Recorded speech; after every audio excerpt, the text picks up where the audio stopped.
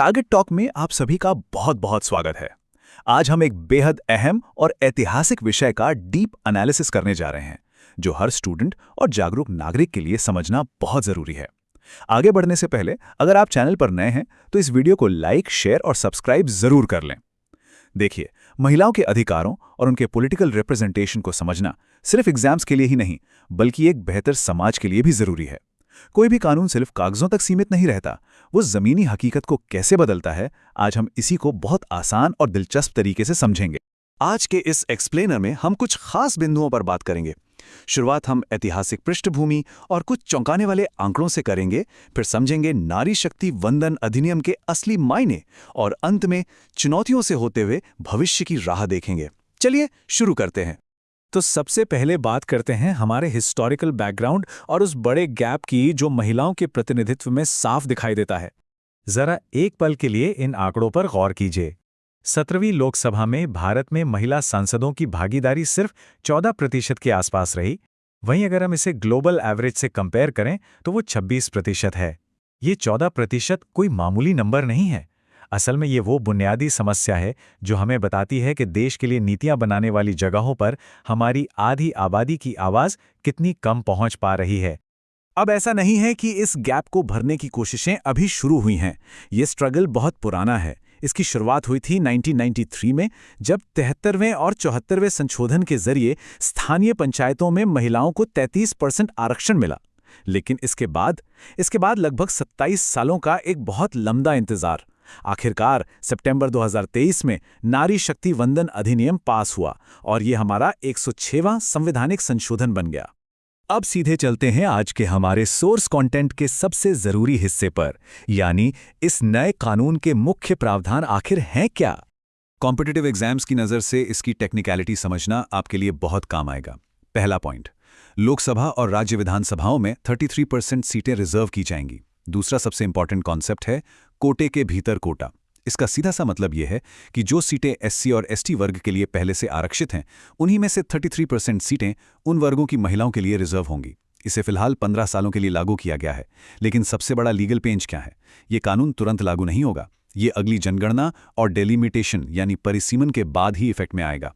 आसान भाषा में कहें तो डेलिमिटेशन का मतलब है ताज़ा जनसंख्या के आधार पर चुनाव क्षेत्रों की बाउंड्रीज को फिर से वैज्ञानिक ढंग से तय करना। लेकिन क्या महिला सशक्तिकरण सिर्फ राजनीति और चुनाव तक सीमित है? बिल्कुल नहीं। आइए राजनीति से परे कुछ अन्य बेहद अहम संवैधानिक अधिकारों पर नजर डालते हैं। हमारा संविधान और लीगल सिस्टम वर्क प्लेस पर सुरक्षा और आर्थिक बराबरी के लिए एक बहुत मजबूत ढांचा देता है। जैसे कि आर्टिकल 39 जो समान कार्य के लिए समान वेतन की गारंटी देता है, यानी आप जेंडर के आधार पर सैलरी में कोई भेदभाव नहीं कर सकते। इसके बाद है 2013 का पॉश एक्ट, जो काम की जगह पर यौन उत्पीड़न के खिलाफ एक सॉलिड सुरक्षा कवच है। साथ ही मैटरनिटी बेनिफिट एक्ट स्वैतनिक अवकाश यानी पेड लीव सुनिश्चित करता है। और हिंदू उत्तराधिकार अधिनियम बेटियों को भी पैतृक संपत्ति में बेटों के बराबर का हक देता है। अब इस विशाल नंबर को देखिए, $770 बिलियन। मैकेंजी की रिपोर्ट बहुत साफ शब्दों में कहती है कि महिलाओं को सशक्त बनाना सिर्फ कोई सोशल या मॉरल जिम्मेदारी नहीं है, ये हमारी अर्थव्यवस्था की एक बहुत बड़ी जरूरत है। अगर भारत की वर्कफोर्स में महिलाओं को पुरुषों के बराबर भागीदारी मिल जाए तो हमारी जीडीपी में $770 बिलियन की भारी बढ़ोतरी हो सकती है। इसे इमेजिन करके देखिए।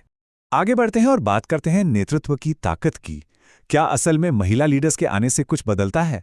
आइए कुछ प्रूवन केस स्टडीज देखते हैं। जमीनी हकीकत तो यही है कि जब महिलाएं पॉलिसीज बनाने वाली कुर्सी पर बैठती हैं तो नतीजे बेहद पॉजिटिव आते हैं। डेटा बताता है कि जिन पंचायतों में महिला प्रधान हैं, वहां पीने के पानी, शिक्षा और हेल्थ जैसे बेसिक लेकिन बेहद जरूरी सेक्टर्स के खर्च में सीधा 20% का उछाल लिखा गया है। मतलब महिलाओं का फोकस सीधे कम्युनिटी के जीवन स्तर को सुधारने पर होता है। इसे समझने के लिए हम दो बहुत ही शानदार उदाहरण लेते हैं, एक लोकल और एक ग्लोबल। राजस्थान के सोडा गांव की सरपंच छवि राजावत को ही देख लीजिए। एक अच्छी खासी कॉर्पोरेट जॉब छोड़कर उन्होंने अपने गांव में सोलर पावर और कमाल का वाटर मैनेजमेंट सिस्टम लागू किया। और ग्लोबल लेवल पर न्यूजीलैंड की पूर्व प्रधानमंत्री जसिंडा अर्डर्न ने कोविड-19 के उस भयानक दौर में पूरी दुनिया को दिखाया कि एक लीडर के अंदर अगर सहानुभूति और दृढ़ता का बैलेंस हो तो वो कितने बेहतर तरीके से संकट को संभाल सकती हैं। लेकिन रुकिए, तस्वीर का दूसरा पहलू देखना भी बाकी है। आइए समझते हैं कि आखिर आज हमारे सामने क्या चुनौतियां हैं और आगे की राह कैसी दिखती है। इतने सारे कानूनों और अधिकारों के बाद भी ग्राउंड लेवल पर कुछ बहुत गंभीर अड़चनें हैं। इनमें सबसे खतरनाक है प्रॉक्सी रिप्रेजेंटेशन, या जिसे हम आम भाषा में प्रधान पति सिस्टम कहते हैं। चुनाव महिला जीतती है, साइन महिला के होते हैं, लेकिन असल ताकत और फैसले घर के पुरुष ले रहे होते हैं। ये ट्रू एम्पावरमेंट को पूरी तरह से खोखला कर देता है।